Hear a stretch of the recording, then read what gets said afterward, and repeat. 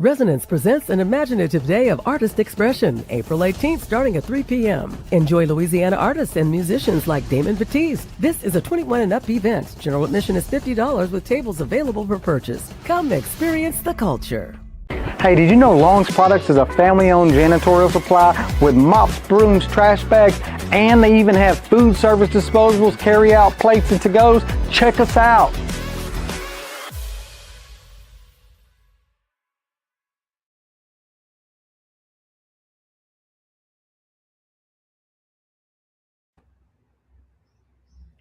Good morning, Central Louisiana, and welcome back to the Let's Talk show here this morning on UrbanCast.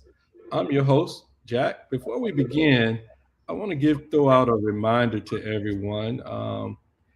There were some 500,000, almost nearly 500,000 voters who were moved into what's called the inactive voter registration status. I want to take this opportunity to encourage everybody to get out there and go check your voting status here in Louisiana by going out to www.govote.com and make sure you can actually participate in the upcoming election. We also want to thank our silver sponsor, Acadian Ambulance. This hour, we're going to continue. And who we have here with us this morning is Marksville Mayor, Mayor John Lemoine. For those watching live, drop your question in the comment. We may bring them into the conversation. Mr. Mayor, how are you doing this morning? I'm doing fine. Good morning. Everything woke up this morning, so God gave me a chance to live one more day. I hear you. Sir, if you could go ahead and introduce yourself to our audience, I greatly appreciate it. John Lemoine, been a lifelong citizen of Marksville all my life. Been on the school board for 26 years and the mayor for 16 years. And love Marksville. That's why I'm running again, for the love of Marksville. And hope that everybody can go ahead and possibly ask questions that I can answer. And it's been a pleasure being the mayor. It's been an honor being the mayor for this long. And my motto is, if we can help anybody in the city with any kind of problems and it's legal, we will get it done. Because they are the taxpayers. It's their money that we're playing with. So why not go ahead and take care of some of the problems that they have? Yes, sir. Yes, sir. We're going to go ahead and jump right on into the questions there, Mr. Mayor. Why are you seeking another term as mayor? Because I love Marksville. I love to help people. It's like a satisfaction. I make $363 a month. That's what my take-home pay is. It's not for the money. I have an enjoyment in helping people, and when they need something that we can help them with, like I said in the beginning in the opening statements, I feel good about helping those people and getting things done that they need to get done. I hear you. I have observed some writings out there, and one of the things that caught my attention, you said it's all about the money. How do you move the city forward with limited resources? Can you explain that to us if you don't mind? Yeah, the city's just limited on the amount of money we get. We collect sales tax, we sell occupational licenses, we sell permits, we make a little bit of money on the water, and we collect very few traffic fines. In fact, that's one of the things that's in question about the losing of our city court. And I'm not in favor of losing our city court. I think there are some things that need to be gone ahead and worked out in city court to where we can get more revenues out of city court. And we get some grants this past year. Well, from 2023 to 25, we had about 12 grants that we went ahead and obtained, and that's the only way that we get money from those different areas. Mm-hmm.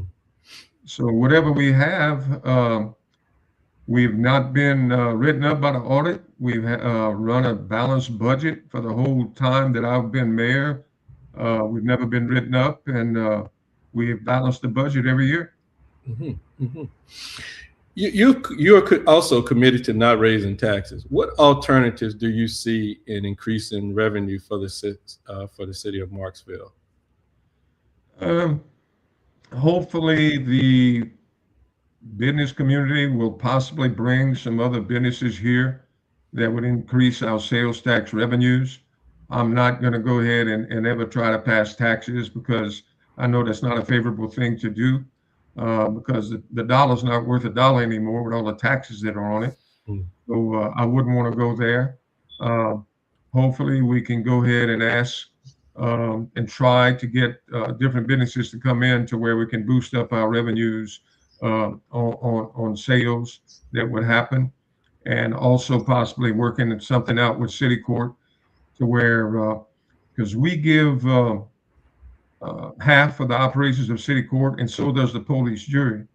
But the way it's set up now, and we've discussed that several times, the uh, the police jury leaves with the bulk of the fine money, and that's why we're trying to work in city court, in which I hope that we still have our city court, that we can have more revenues from the city court from fines and stuff. Hmm. You've to fund certain projects, you guys have probably bonded dollars for projects. How do looking at the long range, how do you balance that with the long-term stability of the city itself? Well, it's hard to go ahead and be specific on some of that stuff because you just don't know what's going to come up. Just like in the Holy Ghost graveyard, we've been working on that for 4 years now to go ahead and take care of the flooding that happens by the Holy Ghost graveyard. But we ended up having to go ahead and borrow $400,000 to move the utilities so that the state could proceed in taking care of the drainage. And the city didn't really have a dog in the fight. The Holy Ghost graveyard and the St. Joseph Graveyard is owned by the Diocese of Alexandria, and then the road is for the state, and on the right-hand side, it's a private business that owns it. But yet the state would not proceed in taking care of that because they said that the city's utilities were in the way.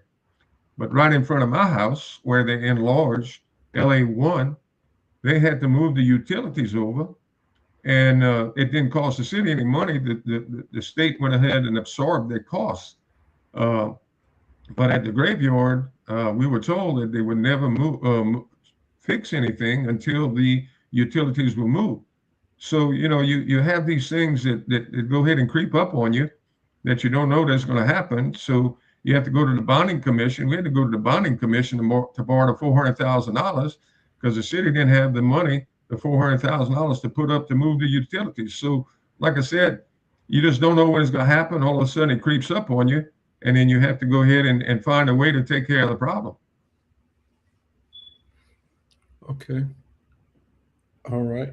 How do you respond to you have a lot of voters that talk about, hey, we need to change. How do you respond to those folks calling for change? Well, anytime you change, it costs money. I'm proud to live in Marksville. You say you want to change. What are you going to change in Marksville? We are the biggest city in the parish. We have the courthouse here. We have hospitals here. We have the casino.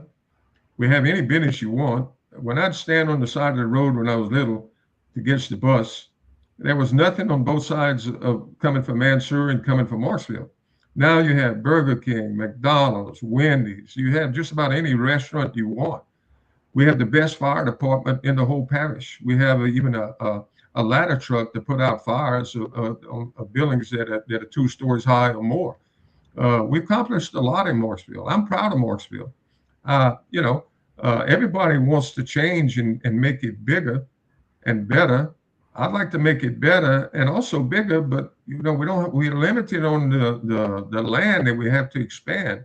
And this is the problem. We've got in touch with big businesses to possibly come and relocate here, But the problem you have is uh, there's not a lot of population to go ahead and get a labor force from to go ahead and run these big industries and these big companies. First thing they look at is your labor base. If you have the laborers to go ahead and run these businesses, and that's where with the small population that we have in Marksville, of course, we're the biggest uh, town in the parish. That's why you're limited on people that are coming. Uh, and like I said, in the mornings when I get up and get out to get on the LA 1 by my house, it takes forever to go ahead and get onto the road, and you can come by and experience it yourself because everybody's coming to Marksville to come to work.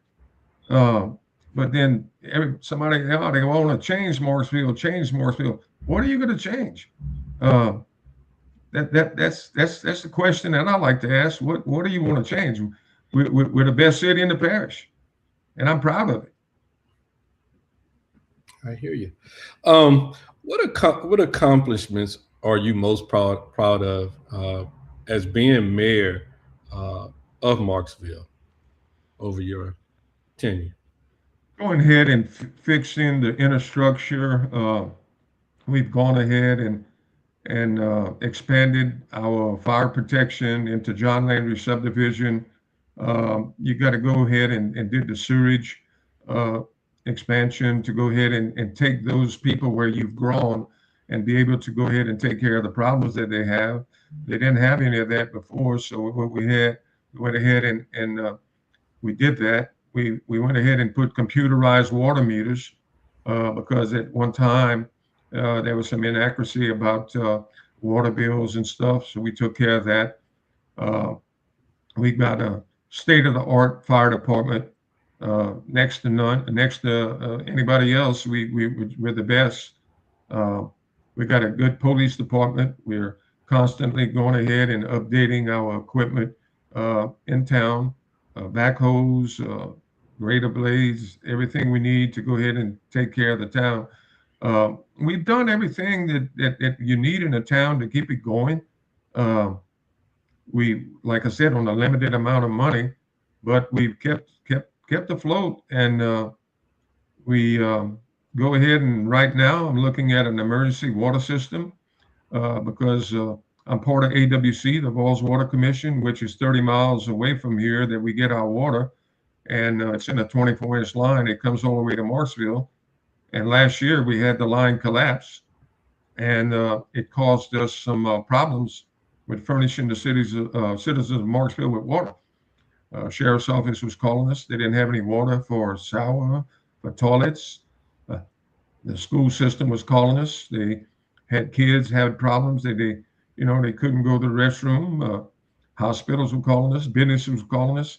So we have an abandoned well, and I'd like to reactivate that well to make sure that we have emergency water. You need all that water in those lines, those fire lines, in case a house catches on fire. You have to have an adequate water supply to make sure that you can fight the fire and save the houses. So that's all some of the things that we've done, and we're looking forward to doing to keep our city going. Okay. All right. Um, Over the weekend, toward the end of last week, which was we went into the Easter holidays, information came out about a House bill that was introduced, 1165, that would eliminate Marksville and Bunkie City courts and shift that system to the district level. I think it would also have some impact on the city marshals and other staff members that are in the city court system in both municipalities. As a candidate for mayor, what is your position on this bill, and how do you believe it would impact access to justice, and local jobs in Marksville? Uh, the uh, the representative got in touch with me and told me that he was introducing a bill to eliminate the city court in Marksville and Bunkie, and basically spoke that it could be a mayor's court. I'm not interested in a mayor's court. I'm totally against doing away with our city court. We have a few problems, like everybody has problems. Like I said in the onset, the problem we have is us not getting our share of the money, of the fine money that the city court goes ahead and receives. The police jury receives the biggest portion of the money. Last year, we just received all year $8,000 off of city court. I'm not against city court. Like I said, it needs to be worked out to where we can go ahead and if there's $2,000 collected in 1 month, give us 1,000, give the police jury 1,000, because the police jury is obligated to fund city court because they hear cases in Hickory Hill, Montclair, and Bruyette, which is also part of city court. Therefore, they're obligated to pay.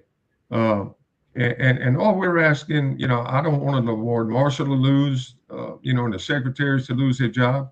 Everything is working. The only thing that's not working for us is that we're not getting our share of the fine money. And I think that can be worked out.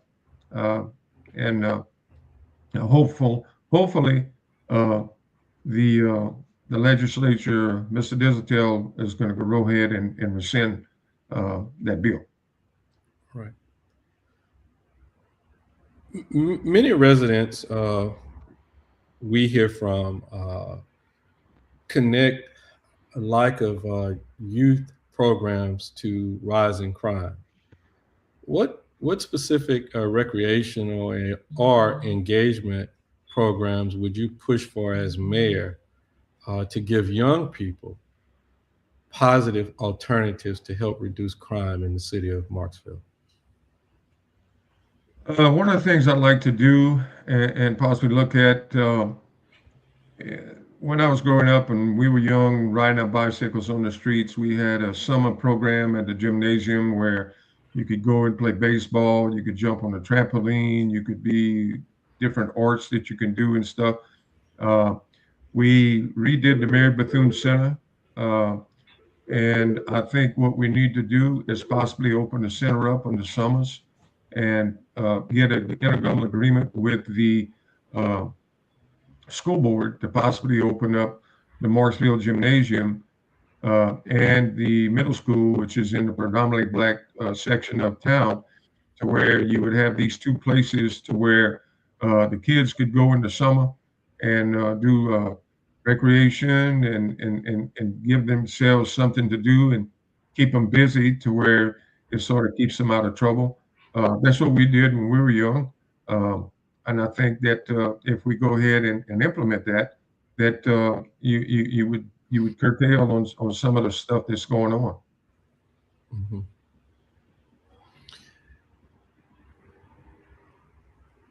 I'm gonna jump out here, Mayor. There was one question about healthcare in the community. That it was something that was discussed at a recent city council meeting where I would assume folk had some concerns about medical transportation and things of that nature. The question was, what's your plan to fix the problem with the,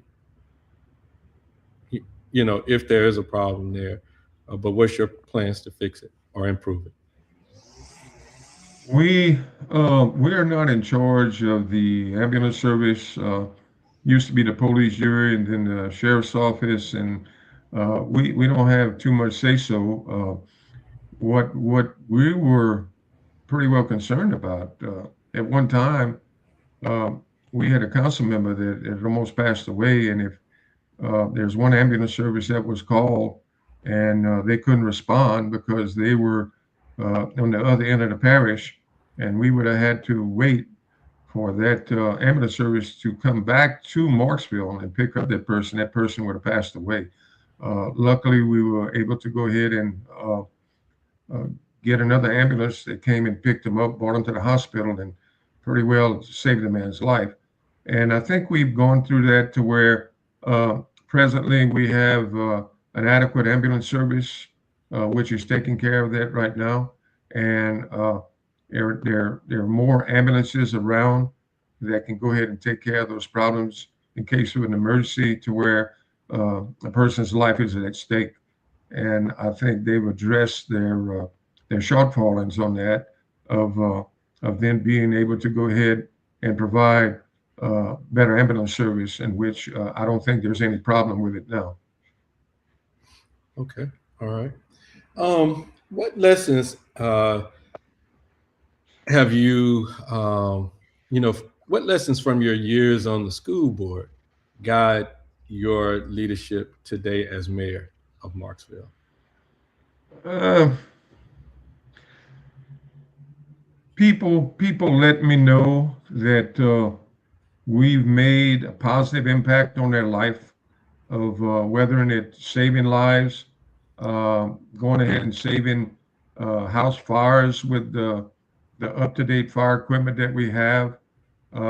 It's a good feeling to know that somebody comes and thanks you for going ahead and saving their house from burning to the ground, or saving somebody's life, that our police officers interacted on a something that could have been tragic, and with them going ahead and being present, it saved an incident from escalating and possibly somebody losing their life. So that makes you feel good that you saved somebody's life or saved somebody's house, and I'll continue to do that. Anything I can to work in a positive way to affect the people's lives in the city. Mm-hmm. And what are your, if reelected for another four years there in Marksville, what will be your top priorities that you focus on? Like I said in the beginning, the top priority is our emergency water system, because you can do without electricity for a little while, but water you can't do without. And like I said, without the water system running properly, if somebody's house catches on fire and you don't have adequate water in their fire hydrant to put the fire out, their house burns to the ground. Uh, get home from work, go inside to go ahead and take a shower or whatever. You don't have the water, you can't do it. Uh, to me, water is pretty well the most important thing that we have to go ahead and make sure that the state wanted us to abandon the old well and fill it up with concrete that would have cost $30,000. And we presently have trying to get a grant right now to reactivate that to where we can have emergency water, not drinking water, but emergency water that can take care of all the problems that you need water for. Mm-hmm. And we have a question out here, some questions about infrastructure. I know you've been talking about the water system. Some folk are asking questions out about drainage and issues there. What if, what plans would you have to improve drainage in certain places? Well, the main drainage problem we have, like I said earlier, is the drainage to where the graves are floating over there in the Holy Ghost graveyard. Mm. That has been taken care of. We borrowed the money to go ahead and take care of that. You have drainage problems on Bayou Piri. We're presently working with them, doing anything that we can, whatever information we have to provide those people to go ahead and take care of the drainage problems down Bayou Piri. Some of those houses were built close to Bayou Piri, which is a canal that runs through Marksville that drains most probably a third of Marksville's water. There's inadequate drainage. The city has gone to the police jury and had an intergovernmental agreement, but some of the people from Washington don't want us to go ahead and dig the canal that goes from Bayou Piri going to the Kool-Aid that drains into Red River, and Red River goes into the Mississippi. And there's some obstructions along the way. We tried to get an intergovernmental agreement, which they wouldn't let us do. The Corps of Engineers told us that we weren't to set foot on it. I remember having a meeting with the police jury, at the police jury, with the Corps of Engineers, and the Corps of Engineers had told us that we couldn't go ahead and not to dig on anything there. So it's pretty well in their hands of the way that they're going to handle it. But we I think it's a $5 million project that we've got for Bayou Piri that there's hopefully is going to go ahead and take care at least of the third of Marksville's drainage problem throughout the city. We replace culverts that are obstructing drainage, causing water to go onto the road, to back up in people's yards, and eroding their yards and stuff. And we're going ahead and taking that day by day as they're reporting to us. And we work in a timely manner to get it done to where the drainage flows properly throughout the town. I hear you. Transparency is something that's really important to today to lots of folk. What if elected mayor access to information, so far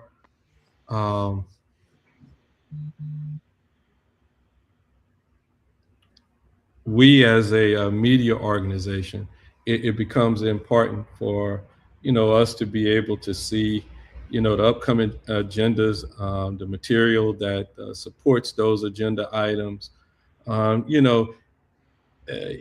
information about upcoming meetings, upcoming plans, and different things of that nature. Are there any areas within Marksville that there are some rooms for improvements in that area?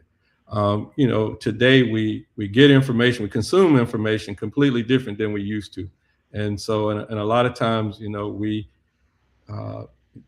cities and municipalities have ordinances on the book that say, hey, we use this particular media outlet as opposed to another media outlet.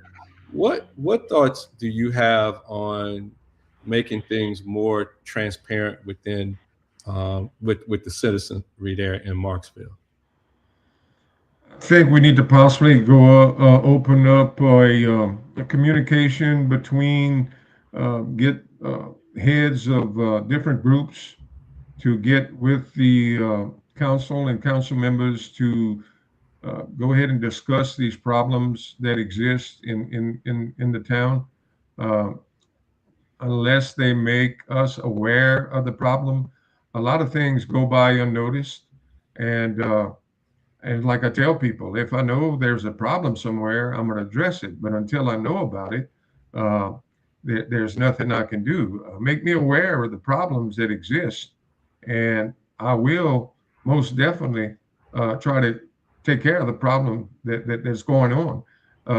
I think if we have the Lions Club, we have Knights of Columbus, we have different organizations to where there's discussion, and I've been in some of those meetings to where there's some discussions, but a lot of time the discussion stays there and it doesn't move forward to the council and to the mayor to where we can address it.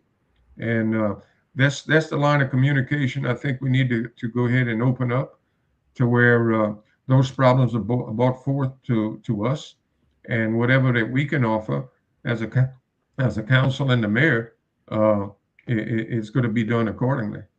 Mm-hmm. Mm-hmm. But before we get out of here, Mr. Mayor,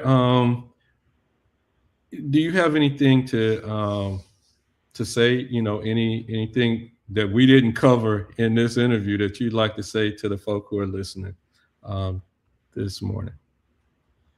Like I said, I'm not running for this position we have 106 employees. A lot of them had asked me to please go ahead and run again because they want to make sure that they can still have their jobs and to stay in a good standing with Marksville, with the council, with the mayor. I love Marksville. I'm proud of what we've done. I'm proud of the city we are. Like I said in the beginning of your telecast, we're the biggest city in the parish. We have everything that you can offer in a city our size. And I think our citizens as a whole enjoy that. Uh, they stay here, and when I see them, they compliment us of what we do. Um, and I feel proud of myself and the council for what we've accomplished as a whole. There's some disagreements sometimes, but we move forward. And as mayor, hopefully I'm elected again. I will continue to go ahead and I might not agree with the councilman sometimes, but I represent those same people that they represent, and I will never do anything to go ahead and hurt those people that they represent because I don't agree totally with them. Those citizens that they represent and I represent are going to get the same services that this city offers, and that's a promise. All right. Well, I tell you, and one last question: why should the voters choose John Lemoine as the next mayor of Marksville? You know, I'm an elderly candidate. I don't think that just because I'm an elderly candidate that I should be put out to pasture like an old horse to die. I still think I have a lot to offer with the experience I have. Like I said, I've been on the school board for 26 years, and I've been the mayor for 16. I know what's going on. Uh, it's not my first rodeo, like they say. And to me, experience is the best teacher. Uh, and I would hope that the people that I have helped in the past uh, appreciate what I did for them and can go ahead and elect me as mayor again. Well, I tell you what, we appreciate your time this morning. To everyone watching, don't forget to go check your voter registration records out at www.govote.com. About almost nearly 500,000 people have been moved to the inactive voter rolls. We also want to again thank our silver sponsors, Acadia Ambulance, for providing and making sure that we have community conversations like the one we're having this morning. And to our business partners, Sattler's Towing, Long's Products, Natives International Market, the Threadhead Embroidery, Elegance Beauty Supplies, and Old Mills Farms, we certainly say thank you. And to our listeners out there, we definitely couldn't do it without you guys. So we certainly thank you. I'm Jack. This is Urban Cast. Like we like to always say to everybody listening to us, make sure you're staying informed and stay engaged in your local government so you can understand what's going on. We're going to go ahead and end this stream. Mayor, if you will just hang tight 1 second, and I'm going to end the stream, sir. Resonance presents an imaginative day of artist expression, April 18th, starting at 3 p.m. Enjoy Louisiana artists and musicians like Damon Batiste. This is a 21 and up event. General admission is $50 with tables available for purchase. Come experience the culture. Hey, did you know Long's Products is a family-owned janitorial supply with mops, brooms, trash bags, and they even have food service disposables, carry-out plates, and to-goes? Check us out.